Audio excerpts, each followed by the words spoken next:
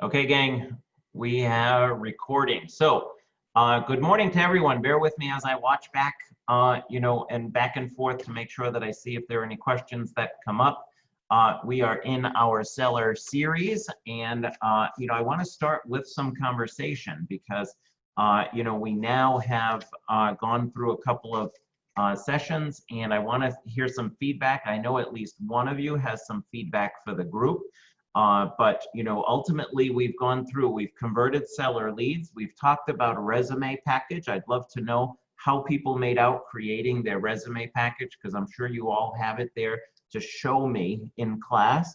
And we talked about the interview itself and how to handle it. Today we're going to talk about, the listing itself. Hey, I got the listing, and now what do I do? That's great, but where do I go from here? So before we dig in, what I want to do is I want to hear from some of you as to some results that you've had. Bear with me as I bring us back here. So would anybody like to share? I know there's one of you that wants to share some great news, so we could start with you. But I also want some feedback and like, how is it going? Have you worked on the resume package?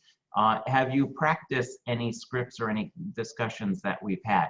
I'd really like some feedback. So we're going to start with Kathy, because Kathy is dying to share. Now, Kathy, you need to unmute yourself, but I also want to make sure that I want to do the intro here. Some of you have been through each session that we've done so far, and I appreciate you being here. If you were in the session, Kathy had asked about a property that's on her street in her neighborhood, and right on your street, Kathy. And it's nearby, very close by. So nearby there was a sign in the lawn. She was just really curious. She wanted to reach the seller. It was a for sale by owner, FSBO, as we call it here in real estate. And she was curious how to find out the owner's name. We talked about how to go to the town hall to pull all of that up and to get that information. Kathy, how did all of that go? It went great, but you know what, Dean, you're so much better at telling stories. You know what happened. Why don't you tell the group? All right. You're so animated that you make it better. You're playing coy. So Kathy, as we talked, we're all gun shy, right? Let's call it what it is. We're all gun shy. We're afraid to pick up the phone because the reason we're afraid to pick up the phone and call someone is because they might actually answer. And if they answer, then we won't know what to say. And if we don't know what to say, we're going to fumble and we're not going to get the listing. So we're better off just not dialing the phone at all, because why would we put ourselves through that stress, right? Right. Wrong. So Kathy, there was a phone number on the sign, and Kathy decided to call the seller and say, hey, we talked about scripts. Hey, I work with buyers in this area, would love to know more about your house. I may have a buyer for your property. So Kathy, the seller, responded to you well and said, sure, come on over. Mm-hmm. Is that what they said? Yes, they did, yeah. So let's share what happened while you were there talking to the seller, of everybody who knows you and sees you and loves you in the neighborhood. What happened? Well, when I went over to talk to them, it just so happened that someone had recognized my picture in the bargain buyer, one of the tenants that was there, and he pointed that out. Hey, I know you. And then my mailman came walking onto the property and asked about my dog. And so it just really, it really felt right. It felt, It validated you. It did, and it made it less stressful, because I was very nervous as to what I was going to say and whatnot. But they also were very kind sellers. They were very nice guys. They're very down to earth. So, but I went there with the intention on just with the buyer, saying that I had buyers and whatnot, and I didn't realize that they took me as coming for a listing presentation. So I just went with it, and basically that's what happened. And I ended up getting the listing, and lo and behold, it is one property, but it's got 5 units on it. It's a commercial. It's got 2 duplexes and a single family home. Commercial property, because 5 or more units is commercially zoned, but it's still residential use. So why you couldn't find that house online was because it was 5 units, 3 different buildings, and the addresses were listed differently. Exactly, yeah. And we had a conference call yesterday with that seller because he was looking into condo conversion versus multifamily. And he just so respects your lead, Kathy. So Yeah. congrats on that. I mean, Thank you. he's just followed. What do you think, Kathy? What do you I, think th- I should do? I love my sellers. Oh my He God, just- they are just like the sweetest people ever. Now, by the I'm way, very blessed. guys, this is her first listing ever. Yay, yay. So, that is amazing. And this seller keeps asking, what do you think I should do, Kathy? Kathy, is that okay, if that's, he's following your lead. And by the way, you went in there looking for that listing. Come on, don't fool us. You just went in there knowing that you may have buyers, and if you didn't get the listing, maybe you could sell it. But at the end of the day, while we don't go in wanting it, needing it, we go in there deciding if we want it. But at the end result was you were hoping to gain a listing conversation, and it just happened. So I'm really happy. I mean, I've had a couple of some other buyer transactions, but this is my first listing, and so I'm very excited. And he owns other properties as well, so we'll see how that turns out down the road. So so I'm happy. Congrats, excited. Thank you. And what a big first listing, 5 units, commercial zoning. There's so many nuances with that. And in Burrillville too. I mean, Burrillville's an awesome 5 town. unit in Burrillville on 5 acres. Yeah, exactly. Yeah. Awesome. So I scored. Congrats. All right, thanks. Congratulations. Dean, I see your hand raised. Dean, what's up? Hi, I had a question for Kathy. So you did already have a lead for a buyer for that property? No. Unmute yourself, Kath. So No, I went in it saying that I wanted to see the property and for buyers that HomeSmart has, because it's not on MLS. It's for sale by owner. I didn't know anything about the property. So I wanted to meet with him to find out more information. That's what I went there for. And it turned into a listing. So, sorry, Dean, I was going to say. Congratulations. Sorry, Dean, I have a question for you, but did you want to say something? I just only want to share what we talked about for the script that we shared with Kathy, was to go in there and say, hey, listen, I see your house is on the market. I'm very familiar with the area. I work with a number of buyers who happen to look in this area on a regular basis. Would love to know, I pride myself on knowing the inventory in my marketplace. Would you be willing to show me your property in the event that I may have a buyer at some point who would be interested? So it was a lead in to get a conversation, to know your inventory, know your marketplace. But of course, it was a foot in the door to start asking questions like, so why are you selling it yourself with so many people that hire real estate agents? Why is it that you would try and sell it on your own, and or whatever that conversation is? So that was the script she went in with. But very important too is he did have it listed with someone else about 6 months ago. Right. So he's not afraid of realtors. He just happened to put his sign up there. Yeah. Some for sale by owners thinks they don't need realtors, but this one here had a possible bad experience in the past. Yeah, exactly. And he wasn't happy. And that's when he took the road to for sale by owner. And then, all these months went by and then I came along. Yep. So that's okay. So Dean, before you ask your question, Valerie, I think you froze up. So if you are still there, I think you froze. So, you might want to have to log out and log back in if you can hear me. Go ahead, Dean, your question.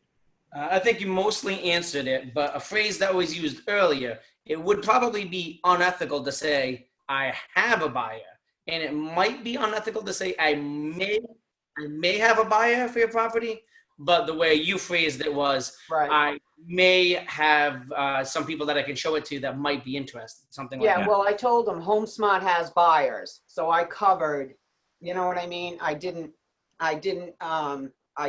like lead him to believe something like I have a buyer to bring to the property. I said HomeSmart has buyers, so I was covered. Great.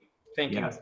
And that's a great point, Dean, because the last thing we want to do is be unethical and stretch the truth. The other agents out there do that. We don't.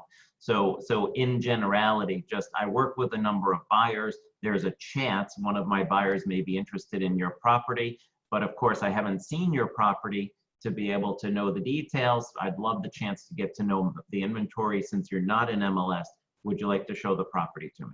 So, and you may have a buyer. May have a buyer is not a stretch, because it's the power of we. So, so you find this for sale by owner, and you post in the group, I have a potential listing coming up, because you do.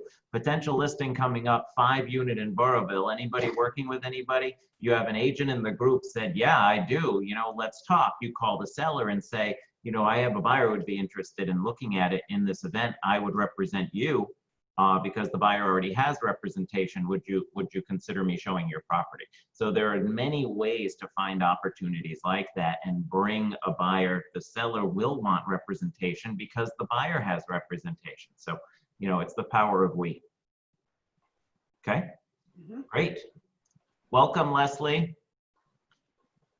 We're keeping everyone muted for the recording, but we'll have you unmute as you raise your hand. Mike, did you have a question? What did you determine the price and how did you do it? Kathy, if you unmute, I'll help her out with that. They're in the process of determining the price. It was listed on the market before at a price that the seller had some feedback with regard to it and was trying to determine, is that price too high? Didn't have any luck, but they're talking about possibly doing an appraisal. The seller has the P&L. With a multifamily, especially with that number of units, the P&L will determine what's a cap rate, capitalization rate that's used in commercial properties. So they're confirming that range. Yes. Make sense? Okay, cool. All right, good stuff. Awesome, Kathy, that's great. Congrats again. All right, gang. So we are going to continue to dig in. Again, I will watch for hands raised. But ultimately, by the way, nobody told me if they did their seller resume. So, so feel free to raise your hand if you want some glory for that, because I want to know that you guys are working on it. Because if you only learn about what it is and you never implement it, it's not going to help you. So please start implementing. Remember, something is better than nothing. The entire thing is basically done for you in the Marketing Design Center. You just have to fill in some pages. So create something. Dean, another question. Please. No, I appreciate Sorry, it. I'm just trying to give you feedback. But before this class, I had used it already. I did it on the computer. The seller got about halfway through it and said, yeah, it looks like you did a lot of work. Okay, that's great. So I didn't show him the rest. But he was very impressed that I had so much stuff to show him. So it did work the time I used it. And that's great. So good for you for using it. And so keep in mind, what you want to do is you want to start mirroring the body language of your sellers, because that could be someone who prefers less words. Less is more with some folks. So that might be a case where you have a backup in print. And if you're not going to take the listing at that time, he doesn't really, that show and sell, some people don't respond to it, and we shouldn't either. People want to be talked with, not at. So ultimately, when you segue, you can say, I happen to have another copy of this. I'll leave it with you. You can flip through it at your leisure, and now you've got that backup plan, because there's a lot of details that you might not hit on and that, he might still be interested in hearing. Make sense?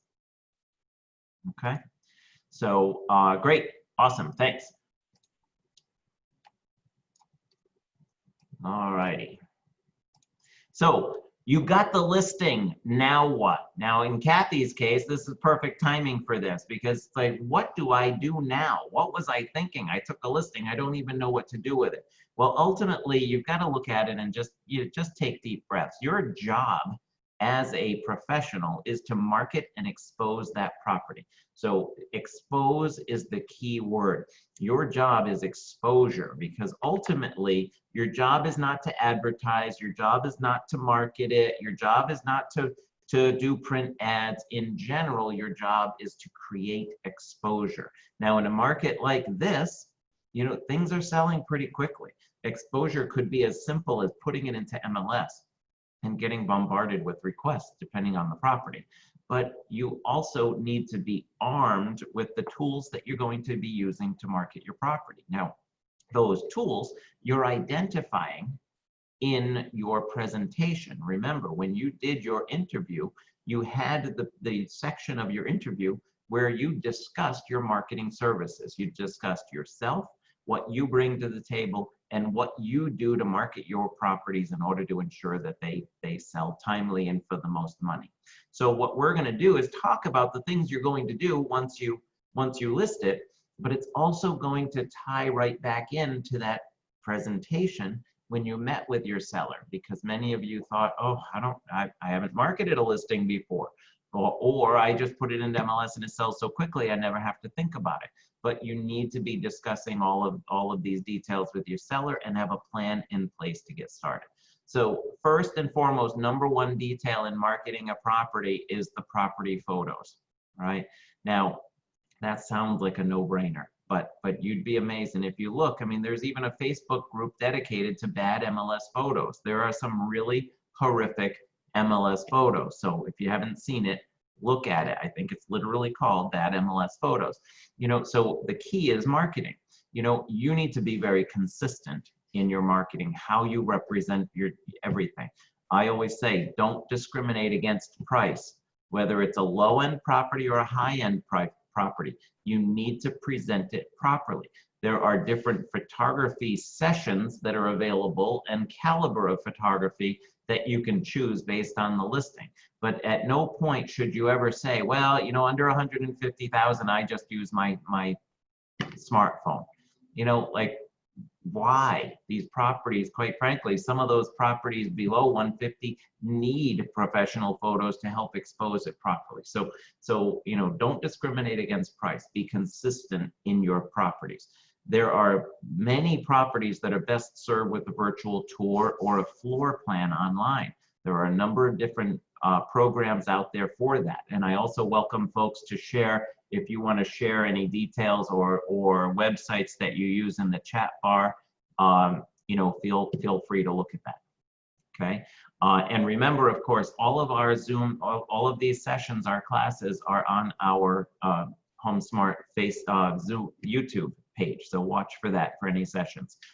We're uploading those to our YouTube page. So when you look at the photos, so you know, whether it's a virtual tour, whether it's a floor plan, whether it's drone aerial shots, whatever that is, be consistent in what you're marketing. Consumers, don't fool yourself. Consumers are looking online to see what other properties you've marketed, to see what photos you've used and what methodology you've used. A lot of folks are just posting in the Facebook group to be able to get referrals. There are photographers that do just photography itself. There are some that do panorama floor plans, and again, drone, what have you. You can just post right in our collaboration group and say, hey, you know, anybody know somebody who does drone shots, what have you. There are a number of them. At one point, we kept a list of our referrals, but it changes so often and service levels change so often that we shifted to collaboration. When people say, I need this, it's easier if it's in real time, because unfortunately some contractors have disappointed some folks along the way, or they got too busy. So be consistent with your photography. Be present in most cases when possible. Now, photographers know what they're doing, but you want to be present when you're taking photos. You want to put down toilet seats. You want to take hanging towels off the front of the oven. You want to remove things from the counters. Less is more when it comes to photography. You should be there to stage as you go. Bring some rubber bins and just take everything off the counters and put it in the bins. They take the photos and then you put everything back. It's okay to have things people live in the house. It's okay to have things on the counters when you're showing the property. But a photograph is a moment in time, and everything needs to be cleared. Now, I'm not saying make it look vacant, but you know, some people have too many things on their counters. I have too many things on my counters, but my house isn't on the market. And that's how I explain it to the sellers. You know, listen, you know, all of you have a lot of really great kitchen tools, or you have a lot of beautiful pieces of furniture. By the way, that's code for this house is really cluttered. You have a lot of really nice things, but in a photo, people want to see counter space. People want to see the size of the rooms. They want to envision themselves living there. So when I come through with the photographer, I hope you don't mind, I'm going to move some things along and take them out. Take refrigerator magnets off of the refrigerator. It's so crowded. Believe it or not, it cramps the kitchen size just to have magnets all over the place. I'm really glad they're proud of their children's artwork, but buyers don't care. So get that stuff down, put it back up. Posters in the children's room. I always recommend, so we don't change the child's lifestyle too much because they already may be feeling, uprooted. Take any posters they have in the room and put them on the back of the bedroom door so the child can still enjoy the posters when they're in the room, but it's not affecting the viewpoint of the room. Make sense? Okay, so just little tips like that that you want to think of, that you can be there to help move things around for the photographer and talk through it with the seller.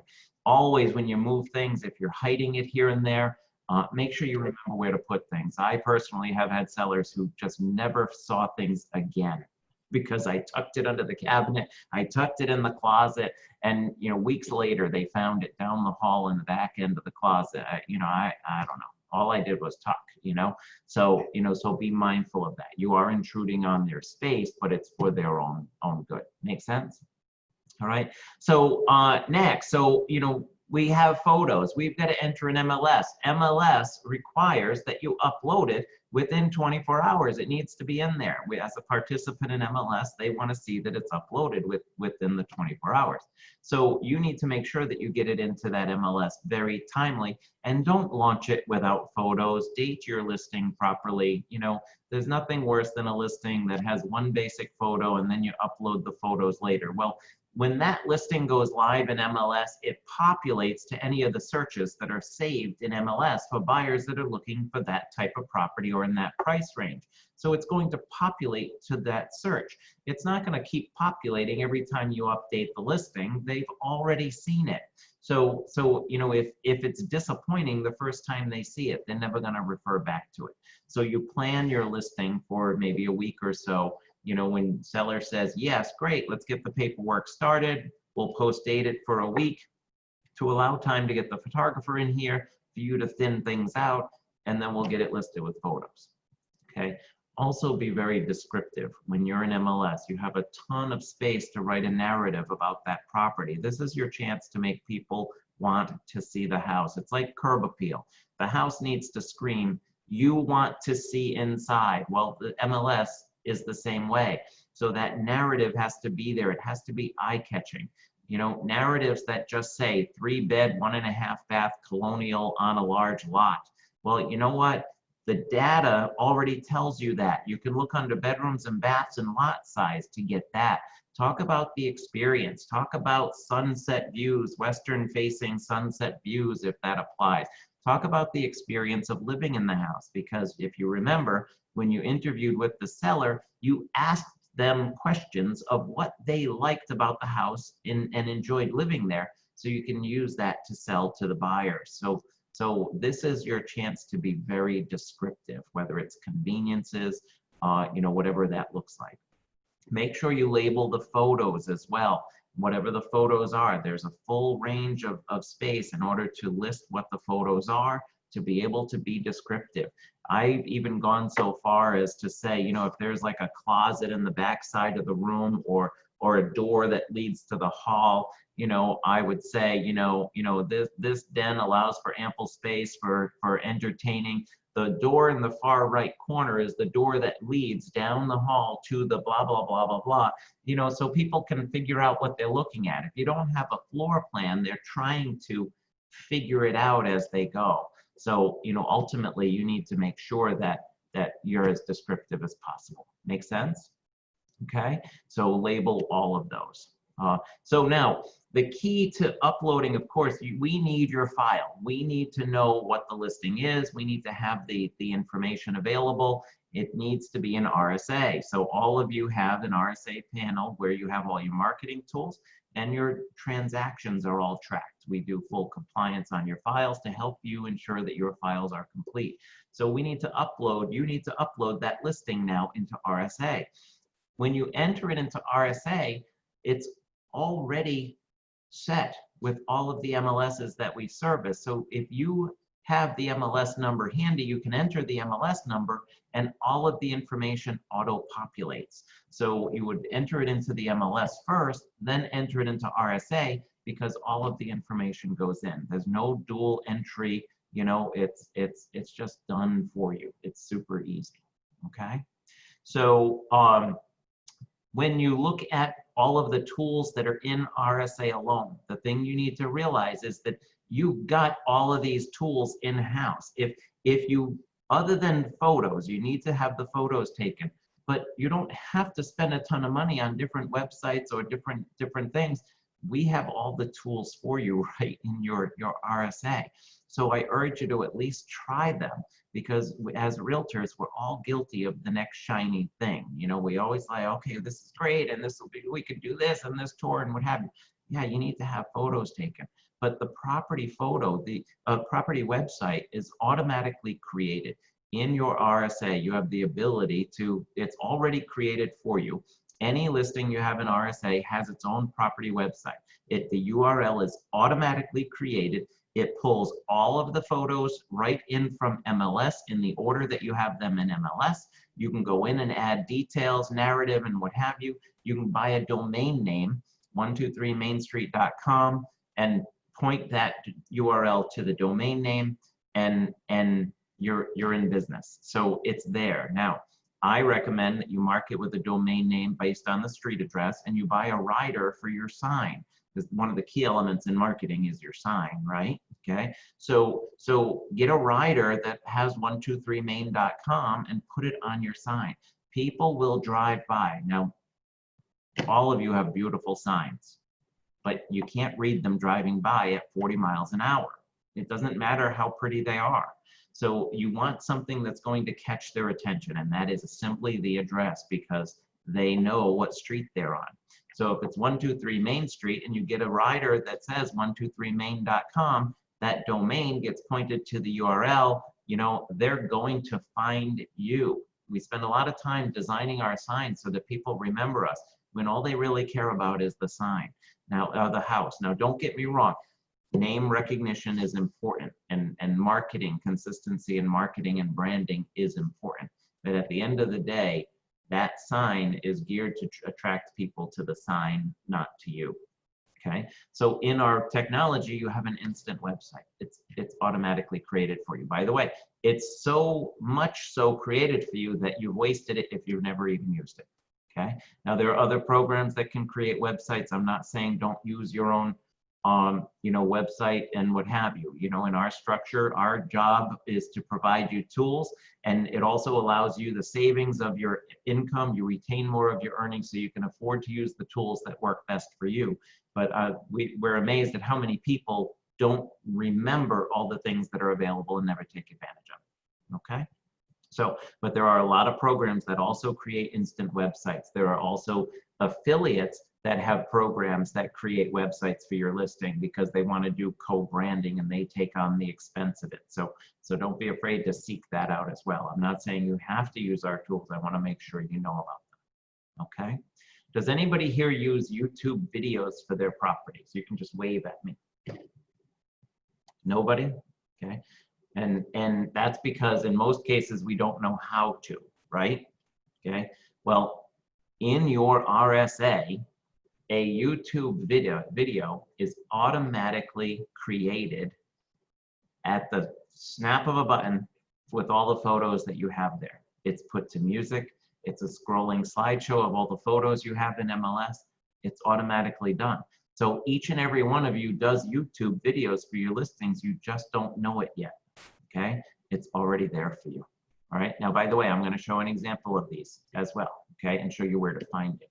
All right, you can create your own YouTube channel, but it's automatically posted to the HomeSmart YouTube channel. So you can market it and post it on Facebook with the link to your YouTube video for your listing, and you know, and it goes right to the HomeSmart channel. Okay. Of course, minimum standard is flyers. If you're going to be posting flyers anywhere, sharing flyers anywhere, you know, whatever that looks like, ultimately, there's, you know, all of these opportunities to market the property, if not just have a showing package for people and have that available. Okay. Now, So what I want to do is at that point, I want to screen share, and I want to just show you guys where to find some of these tools, okay? I don't see any questions yet, so.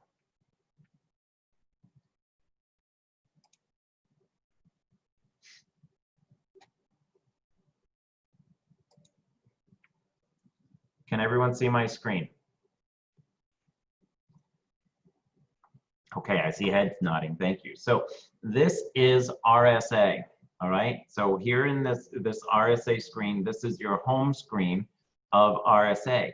All of you should be logging into RSA on a daily basis because we post messages. This is the first screen that comes up, and it posts any messages, anything that's happening. You can see the class list here, you know, what have you. It's all in there.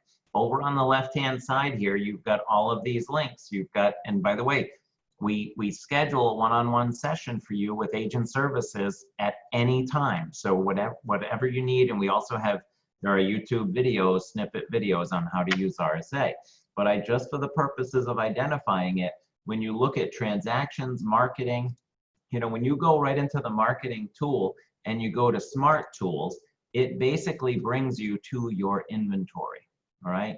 Now, so here is a listing that's under my name that Valerie is servicing, okay? So Valerie handles this listing as a team partner, and this listing is there in my RSA. Now, when you go over to the right, you see SmartTube, you see Smart Flyers, you see Smart Gallery, okay? Literally, all you need to do is click on this link. It's processing your YouTube video. You then go back to it in your marketing, and the YouTube video is there for you, okay? So it's automatically there.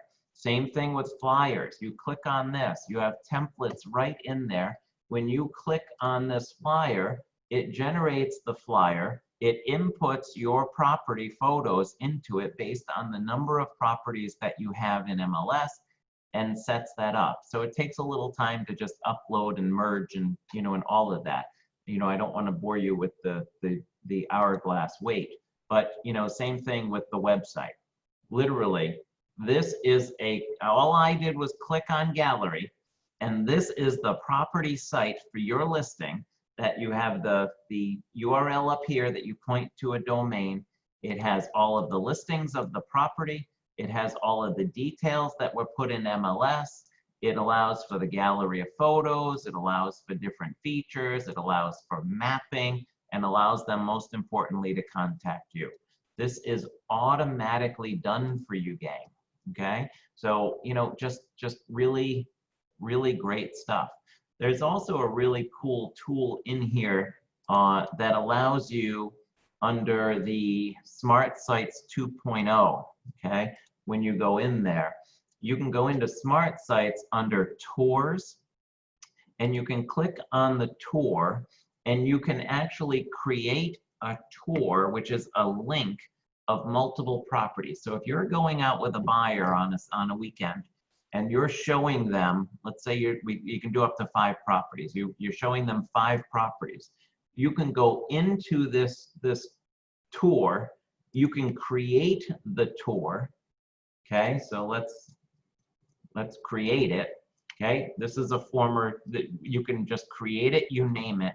It pulls up your listing inventory. If you wanted to send somebody your inventory, it's right there. If you wanted to show other listings, you enter MLS numbers, and you can send the buyer a link. Here's a link to the properties we're going to be looking at today. It includes all the details of all of the houses. I'll see you Saturday morning. You know, just, it's all there. There are a lot of tools. You know, you just don't want to miss out on some of the tools that are already there for you. Make sense? Okay, good stuff. Good stuff. All right, so, you know, so showing packages, very important. They have showing packages. People know, you know, where to find the information. You know, it's all in hand. When you're showing the property, bring showing packages with you, or create a showing package that you email out. Save the paper, save the planet, send it out. The benefit of sending out a package to a buyer and saying, I'm sorry, I don't use printed flyers. In today's world, it's less to touch. Okay, people are very conscious of everything that they're touching, but it allows you to get their email address. You know, I have a property showing a package for the property. Would love to email that to you. Where can I send it? Now you have their contact info. Okay, so you know, you might have things, you know, include the MLS listing, include school information, whatever you can obtain from the seller, information that will help. If there's an association, include the association information, things of that nature. Okay, so Mike, I see a question. Go ahead. Dean, this is amazing. I had no idea that this was all at our fingertips. Yes. You know, this may be a newbie question because when I first came on board, the pandemic happened, and I know they do classes in Warwick. The power of RSA is I'm learning more about it every day, but I'm learning it on my own. Are there classes that will be coming up to get more advanced in this? Because not knowing the power of this, you're missing out on so much. Yes. So Yeah. I know the office is now open. So are we going to have classes that we can enroll in?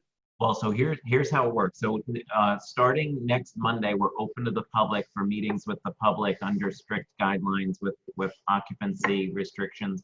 We are beginning to run classes in our education center, yes. The RSA class, however, we found that when we schedule it, we don't have enough people coming to host it, so we're doing more one-on-ones. So Agent Services, Paula in Agent Services is always available to schedule an hour to do one-on-one and then expand from there. So she can walk you through, and this way we have the questions specific to you. So, you know, so email Paula at agentservices@theroadhome.com. And as many know, The Road, RHODE, theroadhome.com. Your public-facing website is theroadhome.com. Okay, so agent services at theroadhome.com. Just say, Paula, I'd love to schedule a, you know, one-on-one for RSA, and she does it via Zoom, just like we're doing here. And that's why I wanted to show that, because sometimes we talk, oh, you've got a website, oh, you've got a YouTube video, you just don't know the power of it, you know. And sometimes, you know, for yourself even, you came in, you're in a team environment. There are a lot of team members in our HomeSmart family that have certain tools that are being used by the team that they don't even get to see beyond that, because the team has certain things. But more avenues for marketing only drives more traffic. So you could be doing some of these things in addition to what the team is providing. So I'm glad you like it. That's awesome. Thanks for the feedback. Okay, cool. All right. So newsprint advertising, big topic I get, newsprint advertising. Dean, you know, what about newsprint advertising? You know, a few of you on the call have been around for a very long time, and you know that newsprint advertising was the only way that we could market properties in the past. You know, but, you know, newsprint, you know, really, every buyer is looking online, aren't they? Everybody's jumping on their phone, everybody's scanning online. I would rather see you spend your marketing dollars on tools that allow you to market in more places on the internet than to spend money on newsprint. It just does not matter. So online marketing, you know, is going to bring your property much further. With our subscription to ListHub, your properties are syndicated to over 1,000 websites within 48 hours of being listed. So, you know, so really, I mean, it's instantaneous. So you can do it in other areas and different marketing and what have you, you know, but I don't feel, but especially in a market like this, I mean, homes are selling pretty quickly. We can't assume that, we can't expect that. It's not that we're gonna not advertise it because it's gonna sell anyway. You need to be prepared to do certain marketing, but newsprint advertising is really designed more for marketing of the agent than it is to market the properties. Okay, so, you know, so I would not suggest that you invest your dollars on the newsprint advertising, but ultimately you also need to market yourself. So you may find that that might be a good investment on your part. Anybody have any thoughts on that? Pro or con? Okay. So one thing about ListHub, the thing I want you to be aware of is with ListHub, so write this down, listhub.com. Now, all of your properties, all of our properties are syndicated through ListHub. Now, you can get your own membership to ListHub, and I believe it's $129 a year. It's not expensive. And that will allow you to have reports on your listings of the top 10 highest producing websites for activity on those listings. And it allows you to send automatic emails in the mid-month and on the first of the month to your seller as well as yourself. So you can set up these emails that go out to you and your sellers on the 15th and the 1st of every month. It shows the activity on the top 10 websites, and you get the email and you just call your seller, Mr. Seller, I just got our report. Did you see that? Let's talk about that. We've got a number of hits on this website. You can see Realtor.com is getting the most. Most importantly is you can see how many people clicked on the website. Unfortunately, I've gotten no requests to show your property. So let's talk about that. Maybe we need to update our photos. Maybe you need to do a little bit of staging to draw people in. You know, this allows you conversation with the client to discuss ways of better marketing the property. It could be we've had no activity. What's wrong? Is it the price? Is it the photos? Or we've had all this activity. What's going on? You know, is it the price? Is it the activity? Because it's never us, right? So you know, it gives us a chance to have a conversation. Melissa, I see your hand. So ultimately, we on a regular basis are looking for a way to have a conversation with our seller to address situations. Getting those reports would allow you to do that. Okay, Melissa, I'm unmuting you. Unmute yourself. So I had a question when you were talking about the listhub.com. Yes. And we can get our own memberships as a team leader with a team. So if I were to get a membership, the ListHub, would that be for the whole team or is it just individuals? Your ListHub would be based on your MLS number. So if you have all of your listings listed on your team MLS number, then it would pull up any listings on that number. If they're listed under individual MLS numbers, then you would need individual accounts. Okay, great. Thanks. Yep, absolutely. Great. So, you know, keep in mind also when we're talking about internet advertising, there are a lot of portals out there that allow you to have free profiles, and you need to take advantage of that. Realtor.com gives everyone a free profile. You can't not be on Realtor.com. Now, Realtor.com is no longer owned by the National Association of Realtors, and a lot of people don't know that. It's privately owned, although it's done in conjunction with NAR. But as a service to Realtor members, you have a free profile there. Zillow even gives you a free profile. You need to be where people are searching. So wherever you can get free profiles, put it there. Whether you're an individual agent or a team member, you know, you need to promote that. Of course, promote your team environment however you need to within the guidelines of your team. But people are hiring people. We've agreed on that. They're not going to hire you only because of HomeSmart. They're not going to hire you only because of your team. They are going to hire you because of you. Okay, and they are searching for you if they're in your sphere of influence. So you need to be found individually and market accordingly based on your individual status or team status. Okay, so make sure you're out there. Look into any of those websites or profiles. Okay, signs. Make sure your sign is out there, standing tall and easily defined. Some folks use a frame, a sign with the metal frame stuck in the ground, and that's okay. And you know, some use the white post. Before I continue, Melissa, did you have another question on the other topic? Go ahead. I wanted to ask you about, you were saying about the free profiles. So Yep.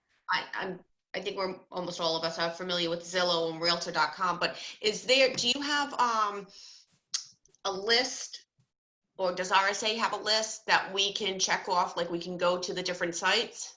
I don't know of all of the sites. I'm not sure if it's in there, but what I would do is I would Google free profiles for realtors, and you'd be amazed at what will come up. Everybody wants your business. So, you know, so you'd be able to find that.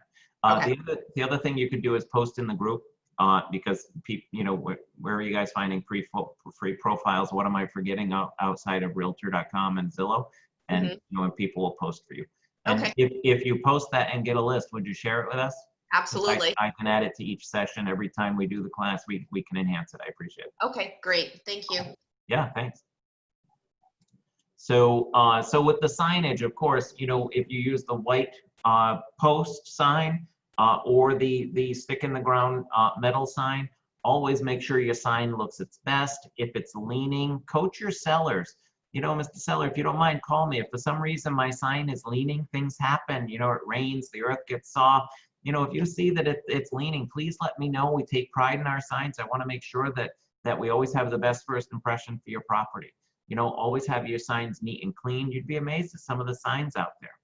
I see signs hanging, you know, and you know, just dirty and crumpled and, you know, and not necessarily ours, but I see them and it's really embarrassing. But you know what? It makes ours look even better. So, but I've actually rehung even competitor signs because I see it dangling on one hook because the wind caught it, you know, and, you know, I'll just shoot them a quick text, say, hey, I just fixed your sign, you know, I mean, it makes us all look bad if we don't take care of it. So we're going to take care of ours better though. Okay. You know, if you need directional signs, you know, you cannot put directional signs on somebody's personal property without their permission, but you can put directional signs so that people can find it from the main road to get into the neighborhood. Please know that telephone poles are private property. I know that signs are everywhere on telephone poles. It's not allowed.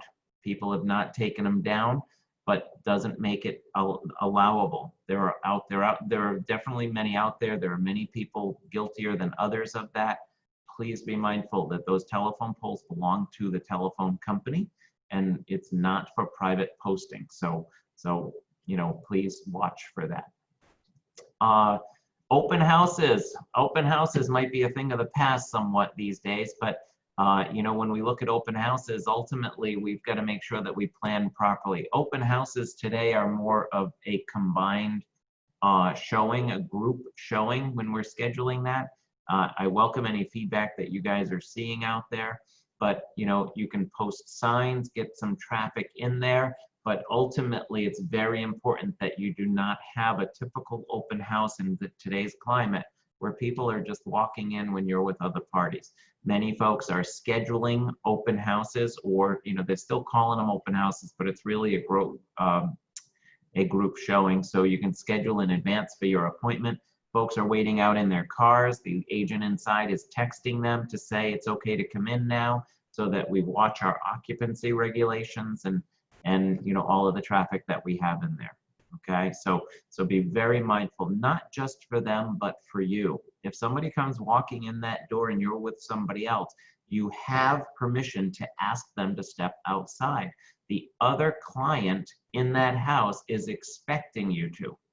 Okay, so you take control of the situation respectfully and say, I will be right with you, you know, please wait outside. And if they didn't have an appointment, you can say, well, if I have an opening at such and such a time, if you'd like to come back. And if they don't like that, they don't have to see the house.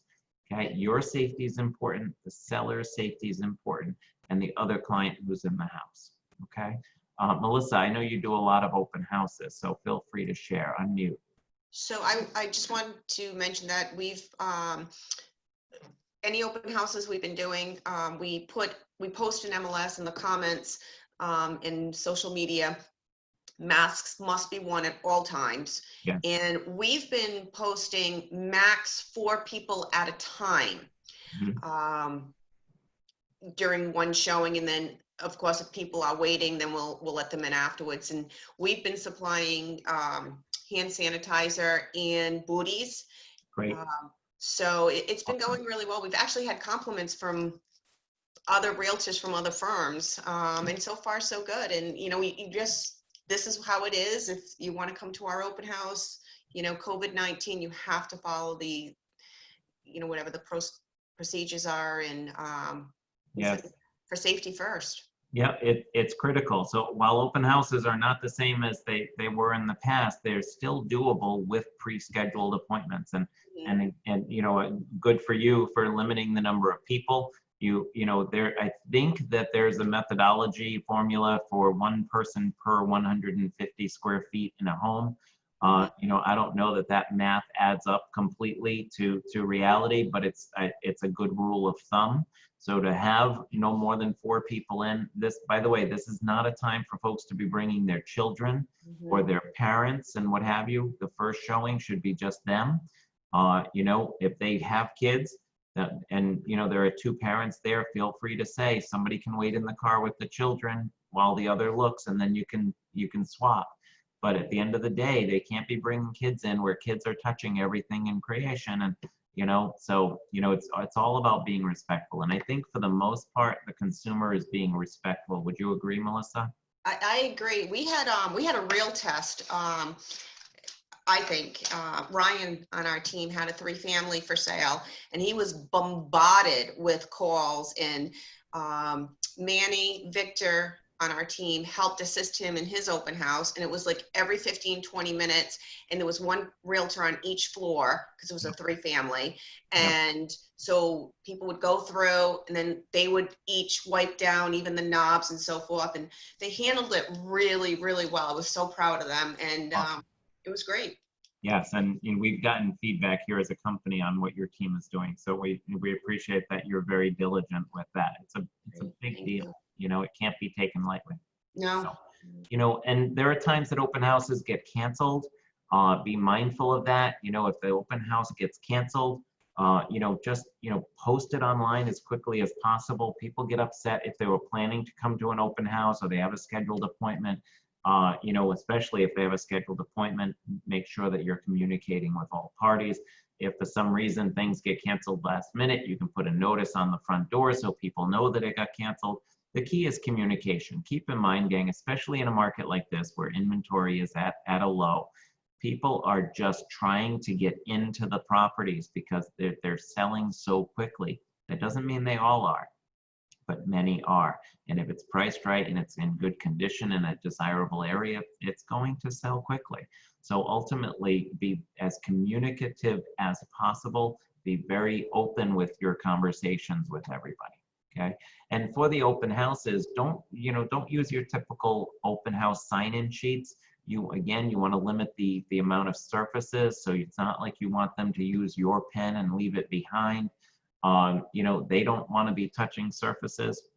There are programs that allow, openhouse.com, I believe it is, that has a program for sign-in sheets. There are ways to text. Would you please text me your contact information so you have it? Again, these are ways that you get their contact information. The seller has the right to know everyone that's walking into their home without question. So if somebody refuses to sign in, you can politely ask them to leave. It's not acceptable, okay? Especially with COVID, all right? So you need to know everyone that you've come into conversation with. Along the line of open houses, there are broker open houses. Now, again, you know, we do have to follow the guidance of the CDC and the restrictions, but a broker's open houses is where you bring other brokers or other agents from other companies in to view your property. So you can actually invite others in at a set time. You can maximize the attendance and, you know, regularity. I think it's tougher for a broker open house in today's climate than it is for a public open house. Whereas in the past, we would do broker open houses and we'd have a luncheon and people would gather and people would chat. It became a social event, but sometimes they did have a buyer for that property and it allowed for that conversation, allowed for an affiliate to sponsor lunch for the group. It gave them some exposure.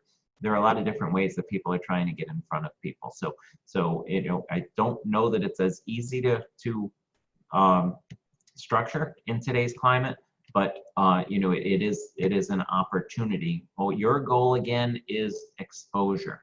You know, whatever the methods are that you're trying to get the exposure out for that property, at the same point, you need to use every listing to get further business for yourself. On average, for every listing, you should be able to get 1 to 2 buyer leads on that listing. Now, A lot of buyers are represented by other agents, and I respect that. And you're going to find that because you want the same with buyers that you're representing, and that they're being loyal to you. But there are buyers that will call on a listing that aren't working with an agent just yet. They could be actively seeking an agent, and they're going to these open houses to interview agents to get a sense of a personality that they're trying to work with. So the key for you is to utilize whatever marketing you can to get your name out there, to make sure that you have that opportunity. So I'm saying that because when a home sells very quickly, and it goes immediately into pending within a couple of days, if you didn't launch your marketing in time, I'm not saying spend a ton of money because the house already sold and you're wasting your money, but so something as simple as like just listed postcards, okay? There are programs you can send postcards out to 100 home radius around that listing that says just listed. Now, if it sells in 48 hours, then it's no longer just listed, right? But your marketing went out there. Your face got out there to all of the neighborhood. So a website for that, and there are several, is Quantum Digital, quantumdigital.com. So you plug in the property address, choose how many postcards you want to send to a radius area, and it goes out, it designs it right there, a photo of the house, your smiling face, you know, just listed 123 Main Street, call me for details. You can also send out just sold postcards. How cool is it? 30 days later, you send out a just sold or under contract. So the neighbors get your new listing. A couple weeks later, they get your under contract. And then a couple weeks after that, it's sold. You get 3 opportunities to market to that neighborhood. And if all you did was let it go under contract within a couple of days, you missed that opportunity. Yes, it's an investment. I mean, a 100 home radius might be $60 or something like that. You got to pay for the postage, but they print it with the postage. They send it out. You don't do anything. No more licking stamps and organizing postcards. Melissa, go ahead. Quantum Digital. So would you recommend Quantum Digital versus, I know RSA has the marketing direct mail. So RSA has the program through the Postal Service, USPS, Right. and that is for bulk marketing. So it can be done, yes. So Every Door Direct is what it's called, which is available through the Postal Service, Every Door Direct. But Every Door Direct goes by carrier routes, not necessarily zip codes or areas. So you're just blanketing an area through Every Door Direct, and you're paying almost half the cost of postage. So Every Door Direct can allow you to market that listing or market yourself or send out, you could do monthly newsletters, whatever that looks like, and save on that cost. And Every Door Direct is through USPS.com. But the RSA, as Melissa mentioned, allows you to tap right into it and do it right within our system. It's awesome, but it may not target that neighborhood. So what you want to look at is in that Every Door Direct, does it target the area you want? Because the carrier route may be on one side of the listing, but you want the other side too, depending on the positioning of the listing. Make sense? Mm-hmm. Yep. So Quantum Digital, I know there are other things as well, but you know, don't miss the chance to market yourself. The benefit of a listing is to get other leads as well. So it's awesome when they sell quickly, but at the end of the day, you're like, oh, but I didn't even get a chance to get a lead out of that listing. So don't miss that opportunity. Okay, Patricia, go ahead. Dean, I was just wondering what is your suggestion for now if you do not have a listing to market yourself in a neighborhood for postcard? Yes.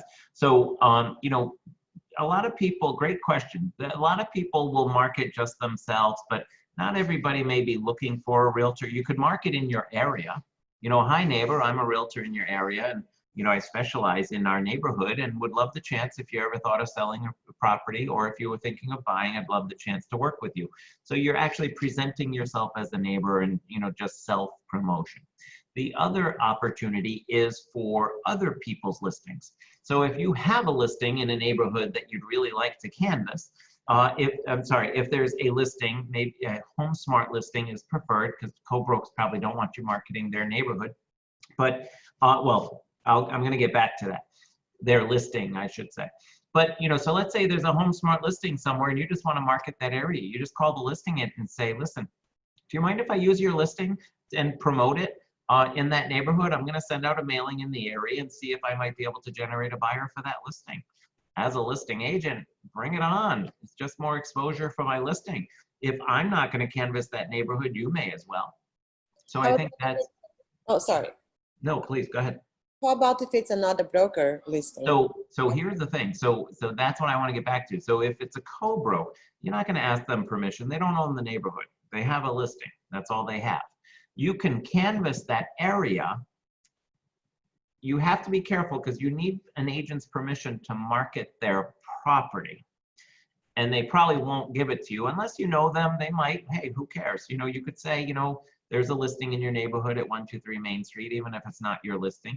Most residents aren't going to say, well, that's not her listing. That's such and such a company. They don't care. All they think of is the house, and they want to know what they're asking because everybody wants to know what their home is worth and what's selling. So but you could canvas that area by putting photos of different houses that may be sold in that area.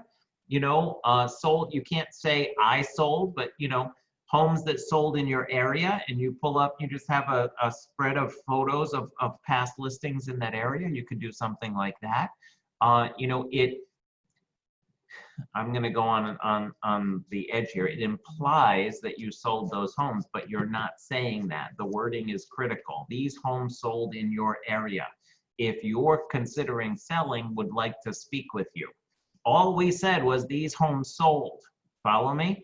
Yeah. And if you're drafting something like that and you want me to just put some eyes on it just to confirm that we didn't stretch the truth, glad to. All we're doing is letting them know about the market, and clients, consumers want to know about the market. Make sense? Yes. So if you providing them the best form of self-promotion is information. Information is powerful. So if you're trying to canvas an area, send a monthly update as to what's happening in the marketplace. You're not saying you're selling it. You're just saying these properties sold. If you'd like information on your property, please contact me. So now it's public knowledge what's on the market and what's sold. All you're doing is disseminating that information. Make sense? Yes, thank you. Yeah, you bet. And again, glad to proofread anything like that. Okay. Awesome. I'm checking chat and everything as well. Melissa, I missed your question. Sorry. Can you put a sold before print, or does a listing have to be active for a minimum of 1 day in MLS? No, I mean, if it's sold before print, it's sold before print. Nothing has to be active a certain period of time. I mean, if you have a buyer and a buyer goes, before it's even listed, quite frankly, co-brokes will appreciate if you put sold before print and you put it active under contract right away, because otherwise they've got to explain it to their buyer, so I would make sure that be descriptive as possible. Okay.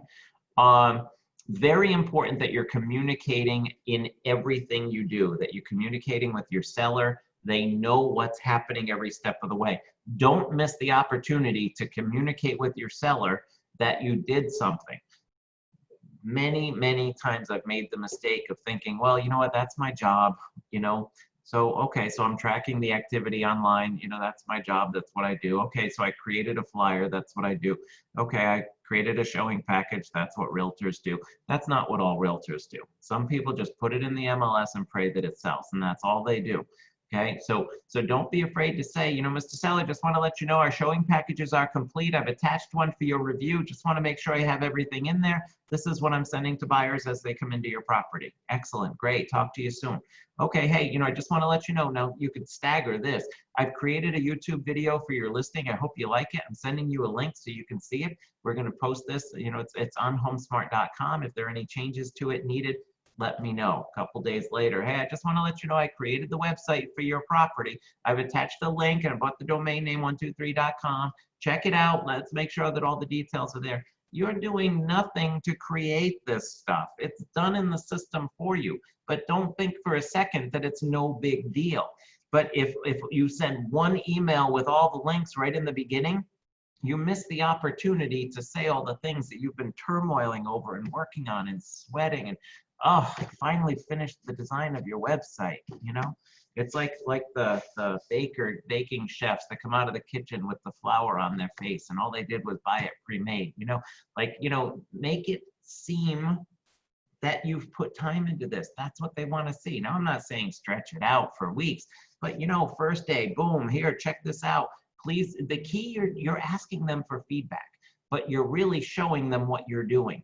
Ask them for feedback. I prepared the listing. I just want to make sure that, you know, if there's any changes that we change it right away.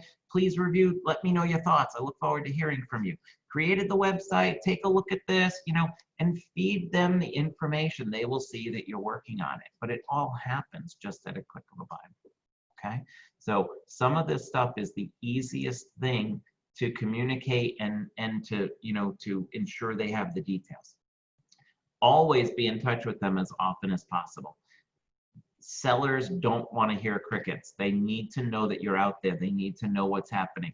They're talking to everyone out there. They're watching Facebook. Everybody's talking about the home sold in 24 hours. Oh, I couldn't believe it. 18 buyers showed it sold, cash offers, all this stuff. Yeah. And they're sitting there and they haven't heard from you in 24 hours. And they're like, what, wait, what's going on? Why haven't I heard from my agent? It's been forever, you know, because in their mind, they're watching all this other frenzy. They're hearing this stuff. So be in touch with them on a regular basis with things that you're doing. Did you get any calls? Did you get any inquiries? And I'm not saying it should sell in 24 hours. Don't set them up, so set them up for that expectation. But too many realtors are doing the rah, sold in 24 hours, multiple offers, all of this stuff, that they're going to feel that you're not doing anything and that you're late to the party. And did they make the right decision? So whatever you do, communicate with them timely, communicate with them in full detail. If you show the property, give them feedback after the showing. After you hear back later with more feedback, give them feedback again. But don't leave their house from a showing without giving them feedback of what happened. Call them from the car. Just left the property, showed it. We had a couple of showings. Generally speaking, feedback was great. I'm waiting to hear back from the agent for more because it was tough for me to get clear feedback because they were talking to their agent, not to me, but I'll follow up with you. By the way, guys, that feedback is the standard I use every time, even if I was not at the showing, I can give you that feedback, you know, because all they want to know is that generally it was positive. They spent all that time cleaning their house, getting ready for you, packed the kids and the dogs in the car, left the house, you know, and just want to have a sense that somebody appreciated it. So call them with some general feedback and then call them back when you have real feedback. Melissa, go ahead.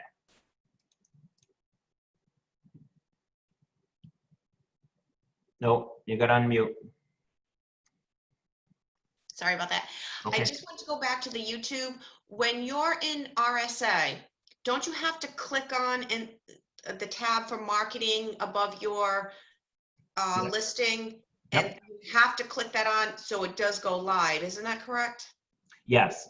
Once it has to create it, and then you have to send it live. Yes. Okay.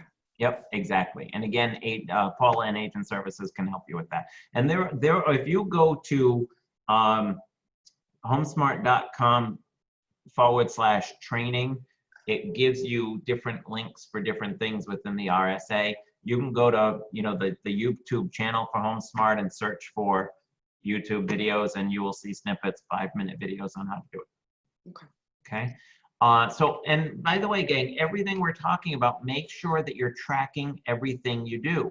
All right. You need to make sure that you have notes on everything that happens, feedback from anybody that called, times that you spoke with your seller. You're going to be amazed how many times your seller may say to you, you know, I never hear from you. I never, you know, I don't know what's going on. And you have this whole record of, you know, Mr. Seller, I feel bad that you feel that way. You know, I've spoken with you on a regular basis.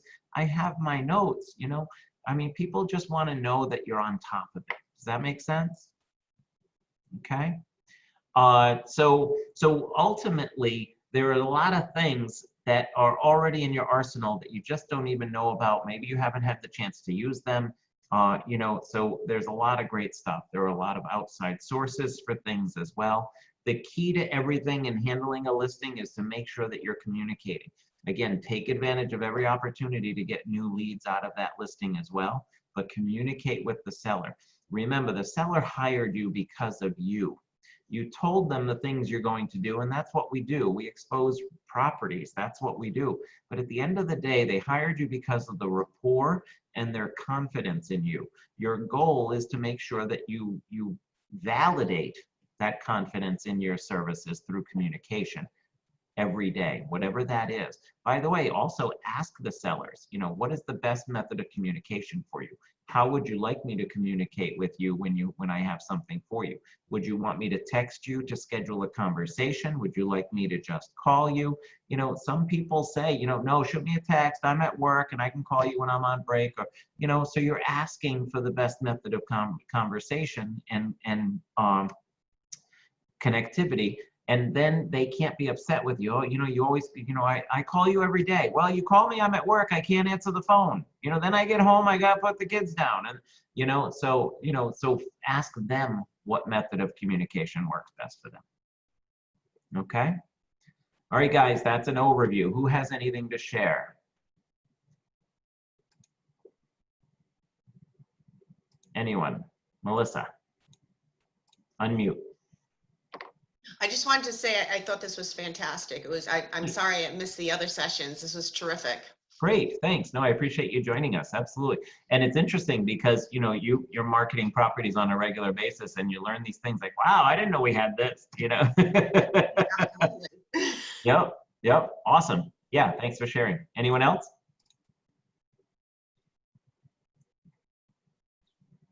Good stuff? All right, nobody to share? Dean, you look like you're ready to start your day, man. You did the quick Clark Kent on us. Like, you're like ready. Like, if you noticed, he changed his shirt. Like, he's out the door. He's going to get a listing. You said I look like a gamer. I'm like, oh my God, that's No. You actually, I'm sorry. It wasn't about what you were wearing. You were holding your phone like this and you were texting and you were on your couch. So the way you were sitting, you looked like you were gaming at the computer. I'm sorry, it had nothing to do with what you were wearing. All right, guys, with that, go get them. Appreciate you guys being here. If you missed any of the prior sessions, again, look for our local HomeSmart YouTube channel, HomeSmart Professionals. We will continue to upload them. Next week is setting expectations. So it's learning how to set expectations up front so that people don't get disappointed and you don't have to defend the services that you're providing. So, so absolutely, join us again. Appreciate you tuning in and we will see you guys soon.